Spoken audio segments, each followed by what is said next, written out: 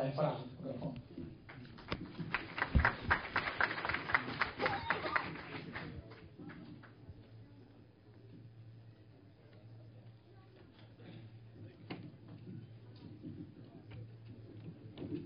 بسم الله الرحمن الرحيم.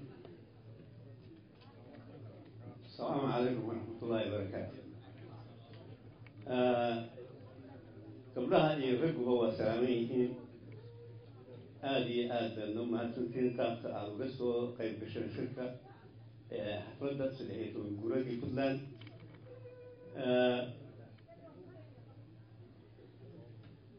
فرحدة يوانجي أي شرفت على المجلسين يذكروا ما تنتين أنت عمرك تقول بوا حويان كوفو قال ما يوضح لي تغير بعد من ولو هالليال waxaan u malaynayaa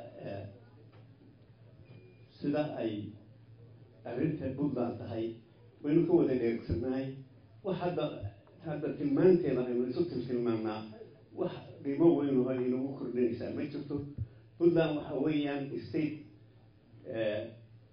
madax bannaan oo iskii u taagan oo aan Soomaalinimo ka marnayn.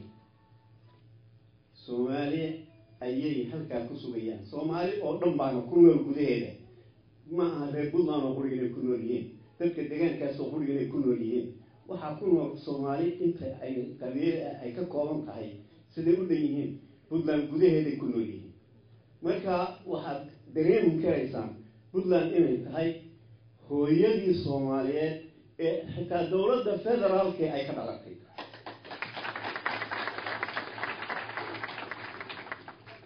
يا كبر شيء سوسيدا ما هاي مركا هالله أركو سيدا هاي سومالي هو إنه هو أركها إن تكرك نقصان نعمك استوى دلتابة نقصان كذا أيلا وحياة غير هذا كنا أما وصل قتلو أما كوا دبلها شوغا استيد الشيطان وحاسبوه بلدان وحرمية ما أخا Puntland way isku tashatay go'aanka ay gaadhay inay ku soconaysaa Soomaaliya way ku sugaysaa iyadana Soomaaliya isku koodi doontaa marka sidaa loo ogaado fikirkana hala qaato wassalaamu calaykum waraxmatullaahi wabarakaatuh. waxaan ugu soo dhaweynayaa gudoomiyaha jaaliyadda dibadda ee Puntland Diaspora Forum mudane Burhaan Axmed ku soo dhawow.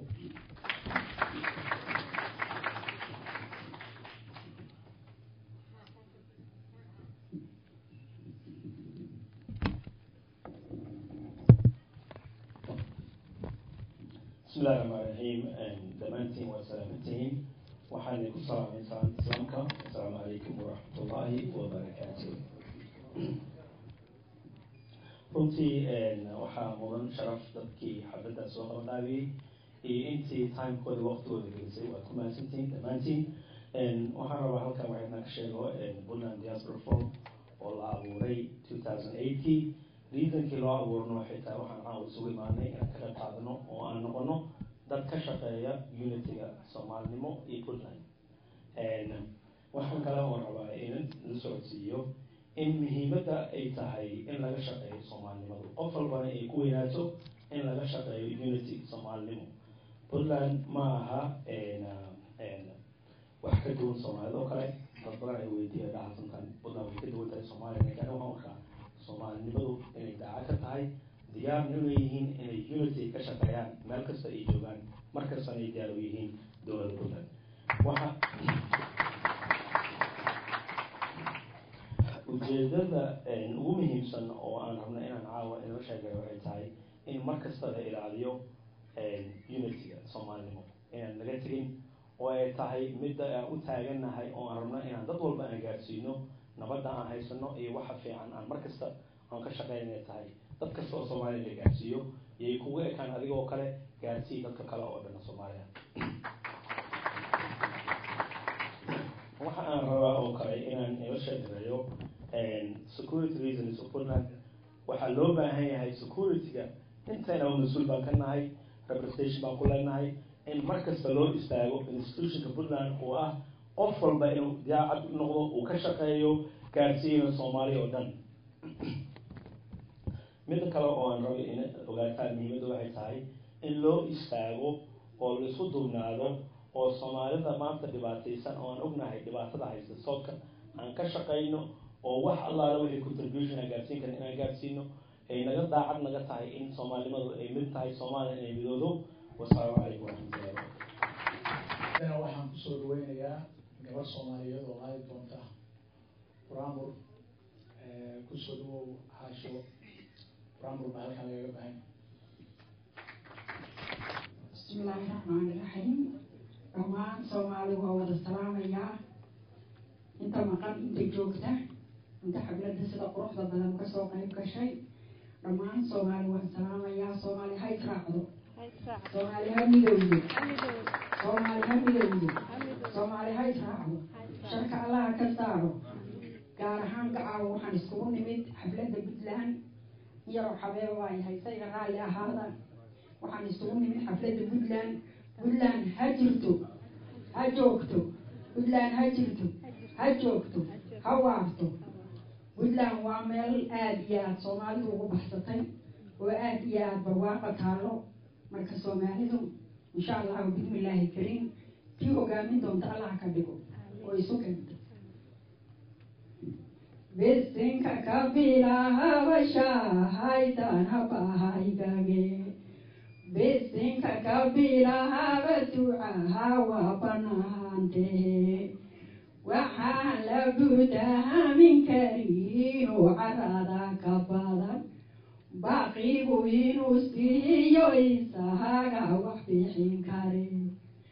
malaha iga qahayrka beega habaahiye, sida badiyo webiga qahayrkiisa loo baxsado. puntland allow ka yehel meel barwaaqata.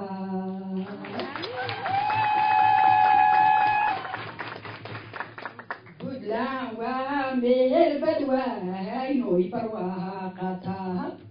puntland waa meel badwaaynoy barwaaqata. islaam iyo boqora iyo baashiya u tasha. islaam iyo boqora iyo baashiya u tasha. beeldaajayaal iyo waxaa jooga niman birlaaba. beeldaajayaal iyo waxaa jooga niman birlaaba. gaaraadiyo waxaa ka taliyaan rageesiya. gaaraadiyo waxaa ka taliyaan rageesiya. ee puntland allow ka yehel meel barwaaqata.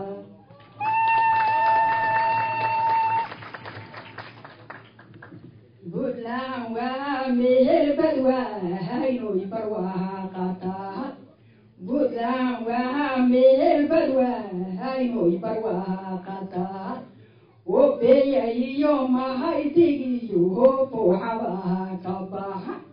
obeya iyo mahaydigiyo buuxabaha ka baxa. soomaali ku badbaadaye hedha beel walbaba.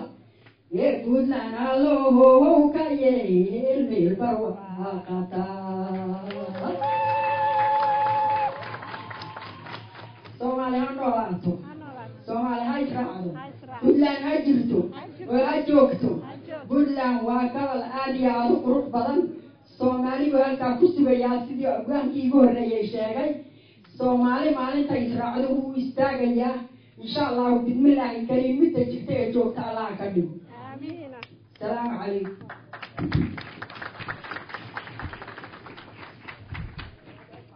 aad bay caasha caasha aad bay umahadsan tahay. buraamurka quruxda badan qaliga u ah oo ay noo tirisay. marka haddana waxaan kusoo dhaweynayaa fartuun diriye maxamuud oo ku hadli doonta magaca gabdhaha jaaliyadda puntland ee magaalada columbus. kusoo dhawow fartuun.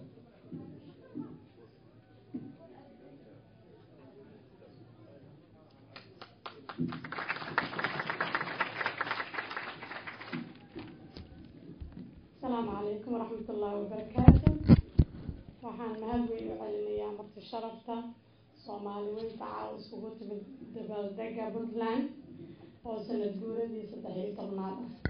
Marka maanta waxaa bashbash iyo barwaaqo noo inaan isku nimaadno oon gacan siino wadajir annagoo ah dabaaldegan sharafta leh. waxaan kaloo u mahadcelinayaa dhalinyaradii, waayeelkii, hablihii, haweenkii kulli nala soo abaabulay inay arrintan isku daba dhaxdo. Marka taasna aad ayay ugu mahadsantihiin. anoo ku hadlaya Puntland Association Women haweenka Puntland oo gobolka Ohio, waxaa sharaf ii ah farxadna ii ah inay idhaheen noo hado. Horta waa mahadsantiin, mas-uuliyad weyn waa i saarteen inaan ka bixi kara caawo malaynayo laakiin waan isku dayayaa.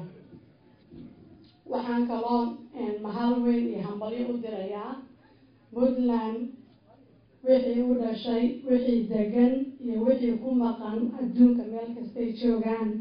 horta waxaan leenahay mabruuk, waana inila dabaaldegaynaa caawo. aad ayaan ugu mahadsanahay.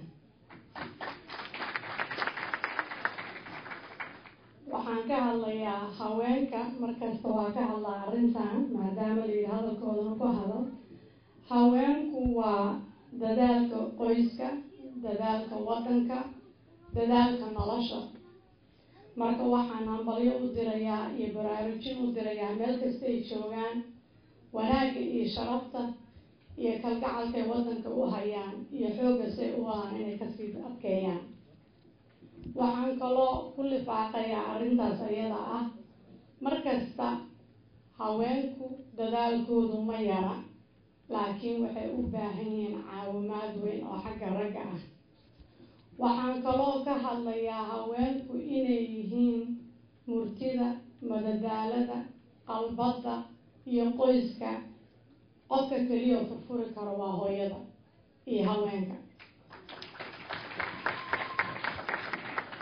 waxaan kaloo leeyahay sida ay wiil kasta usoo dhisto iyo gabar kasta usoo dhisto, haweenku aad iyo aad ayay u mahadsan yihiin.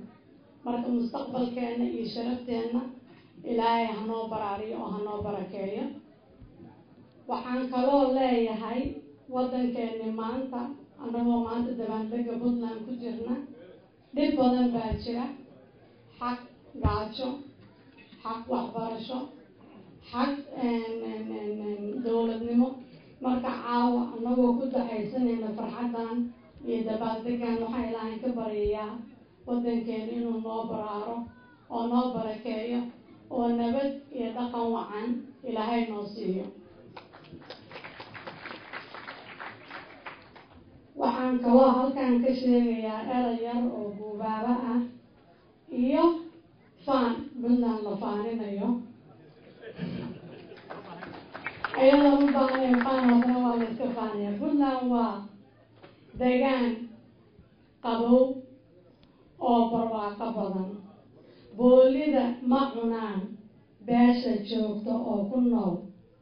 bulshada joogta ballan iyo badbaaday ku jiraan inay tiiriyaan oo soo nafacaadkeeda sii dejiyaan. Puntland waa waddan aad iyo aad u fiican oo wuxuu leeyahay xag macdan, xag hal saliid, hal deegaan, hal bad oo inkasta oo aanan nafacaadka aan ka soo saaran nahayn kara aana ku waari karno. marka taas waa faan gooni ayadu leedahay.